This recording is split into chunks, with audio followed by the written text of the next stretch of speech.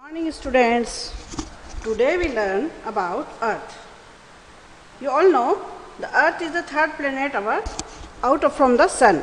Sun से third number का planet है हमारा Earth. ये सभी को पता है आपको? ये हमारी Earth है. क्लियर?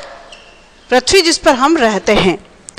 अच्छा, सन से उसकी डिस्टेंस कितनी है? 149.6 million. Clear?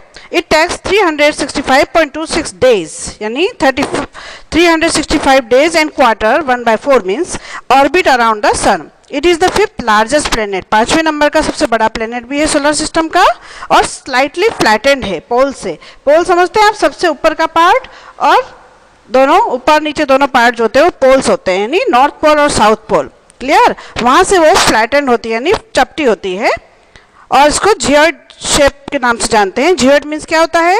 Earth like shape. It is considered unique planet because of this following reason. अब इसके रीजन है जो ये हमें यूनिक प्लेनेट कहते हैं इसे. फर्स्ट रीजन है it has air and water on it. Air होती है इस पे और वाटर होता है. क्लियर?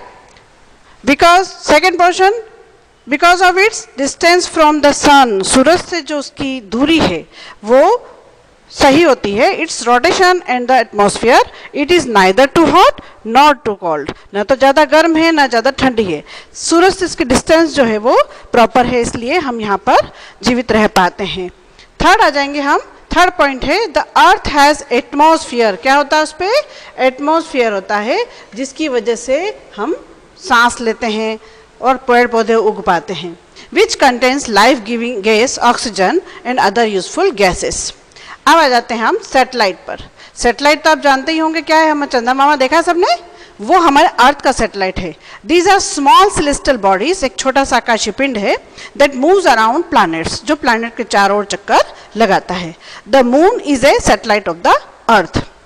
अब है कुछ आर्टिफिशियल सैटेलाइट भी बनाए हैं जो मनुष्य के द्वारा बनाए हुए हैं, इसलिए मैन मेड भी बोलते हैं इसे. It is an artificial body made by man.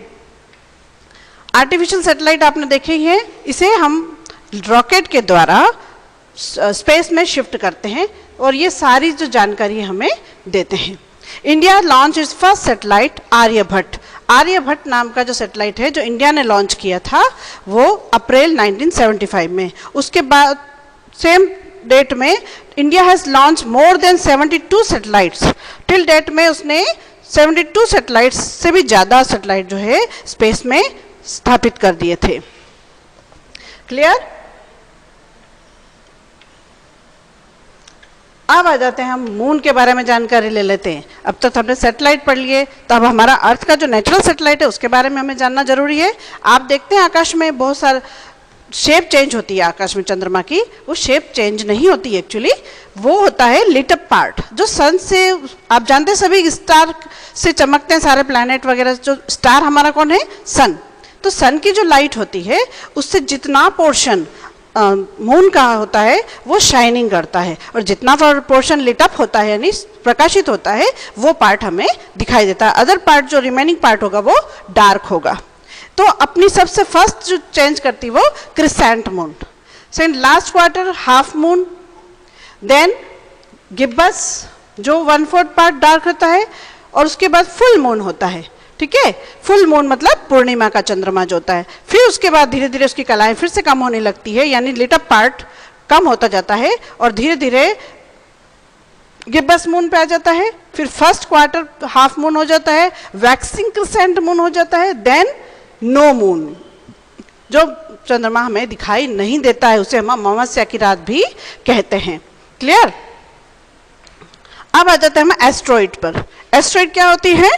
Asteroid means होता है क्षुद्र ग्रह. जो प्लैनेट के ही टुकड़े होते हैं उन्हें हम एस्ट्रॉइड कहते हैं. Within solar system billions of tiny bodies revolve around the earth, the sun. These bodies are called asteroids. They are found between the orbit. Mars and Jupiter. Mars और जुपिटर जो प्लैनेट हैं उनके बीच में ये एक belt होता है, उसमें ये उल्का एस्ट्रॉइड जो होती है वो घूमती हुई दिखाई देती हैं. फिर है कॉमेट्स. कॉमेट्स पर आइए. They are made up of ice particles of gas and meteoroid fragments, उनके टुकड़े होते हैं. They are made up of ice particles and gas and meteorite fragments. They revolve around the sun in long oval path. Oval path जानते हैं आप, अंडाकार shape में around करते हैं. A well developed comet has a tail. और जब पूरा कॉमेट बना होता है उसके पीछे एक पूंछ दिखती है हमें, which always turn away from the sun, वो हमेशा सूरज से दूर की ओर मोड़ती है. The head forms the brightest portion, और जो उसका सिर वाला हिस्सा होता है वो बहुत ज़्यादा चमकदार होता है. और comet take years to complete their orbit. Halley's comet, Halley's comet क्यों कहा गया है? हेली नाम के वैज्ञानिक के नाम पर इसका कॉमेट का नाम रखा है. Is one of the important comet which visit the earth regularly. It is visible once in 76 years. 76 years में एक बार हमें ये दिखाई देता है. ये आपके हैं कॉमेट, जैसे पूंछ जैसा दिख रहा है ये आपको, क्लियर? ये दिख रहा है आपको सेम. अब यहाँ पर है एस्ट्रॉइड. एस्ट्रॉइड देखिए आपने, ये एस्ट्रॉइड है जो हमें दिखाई देती है. नेक्स्ट हम आ जाएंगे मीटियोराइट्स पर. मीटियोराइट मीन्स क्या होता है? द स्मॉल पीस, छोटे छोटे टुकड़े of rocks which move around the sun, जो सूरज के चारों ओर घूमते रहते हैं, are called meteorites. Meteorites are also called shooting star. इसे शूटिंग स्टार भी कहते हैं. Because when they enter the earth atmosphere, they start burning. जब ये अर्थ के वातावरण में प्रवेश करते हैं तो जलना शुरू हो जाते हैं. These burning pieces cause a flash of light. उससे एक flash of light निकलती है as they fall, जैसे वो गिरता हुआ दिखता है.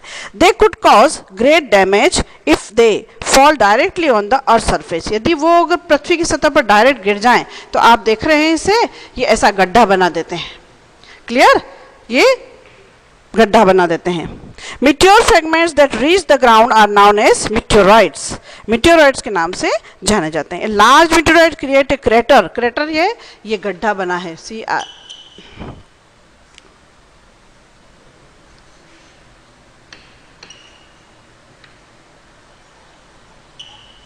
क्रेटर बना देते हैं ना, गड्ढा बन जाता है और बहुत नुकसान पहुंचा देता है.